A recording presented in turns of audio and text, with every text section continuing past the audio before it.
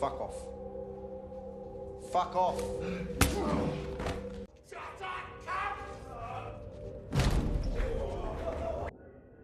19-year-old youth, JR is sent to an Australian correctional facility for 6 months as punishment for a minor crime. During his first few days at the prison, he finds his cellmate is being sexually abused by another group of prisoners led by a man named Dave. JR also comes across the charismatic Brenton Lynch, Australia's public enemy #1 and a notorious armed robber.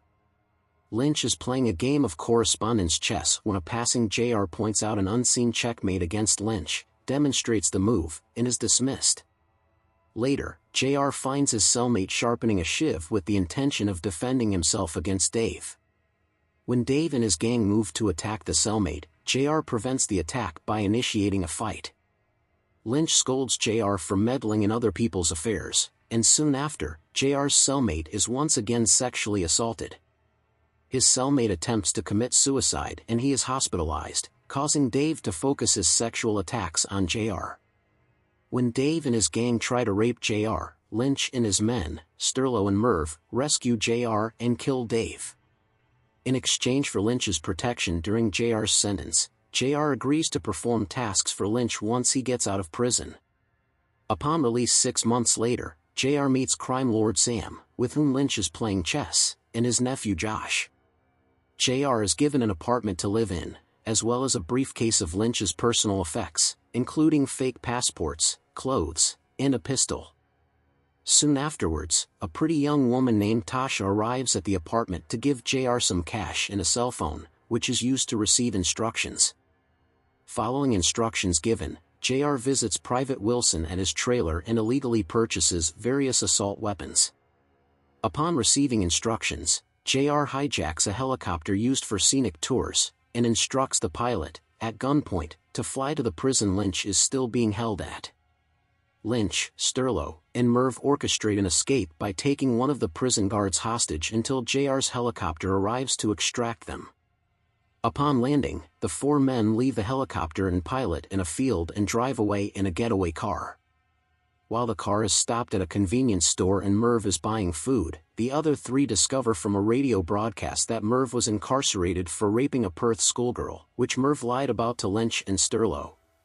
Soon afterwards, Lynch brutally beats Merv and expels him from the crew.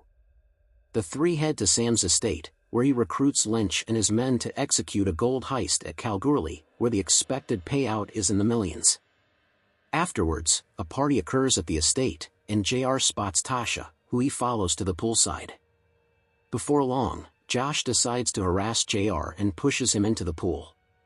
JR, unable to swim, is rescued by Tasha, and the 2 leave the party to eat at a Chinese restaurant.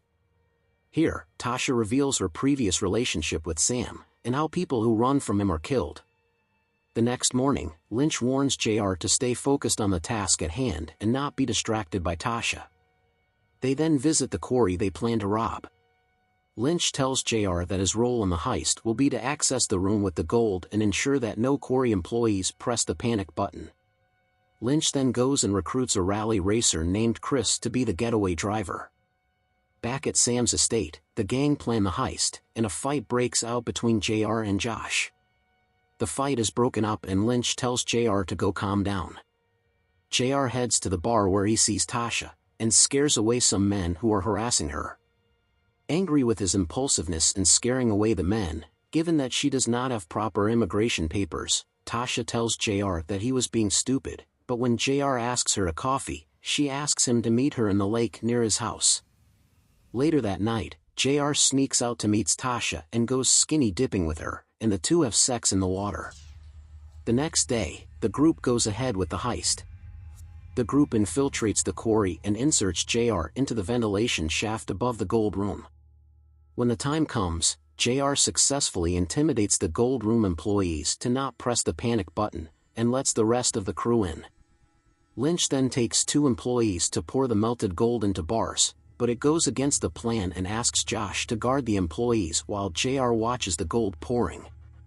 This infuriates Josh, who ends up shooting an employee in the leg. Lynch breaks Josh's nose with the stock of a shotgun and returns to watching the gold being poured.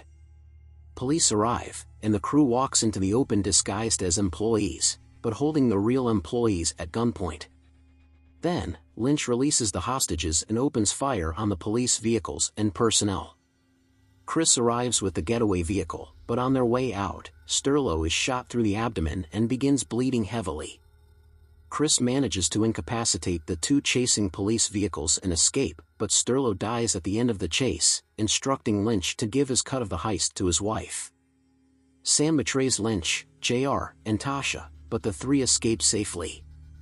The three travel to Melbourne where Sam plans to meet his fence. JR and Lynch sabotage the rendezvous, killing Sam's henchman and kidnapping Josh in the process.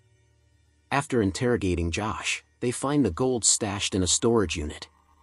Lynch and JR kill Sam in his estate. Before JR and Lynch escape for good, Lynch offers him $350,000 to leave. Here it is revealed that when JR realized Lynch would discard him once he had acquired the gold, JR masterminded a plan to steal the gold with Tasha and take half. Lynch has no choice but to accept JR's terms and wait.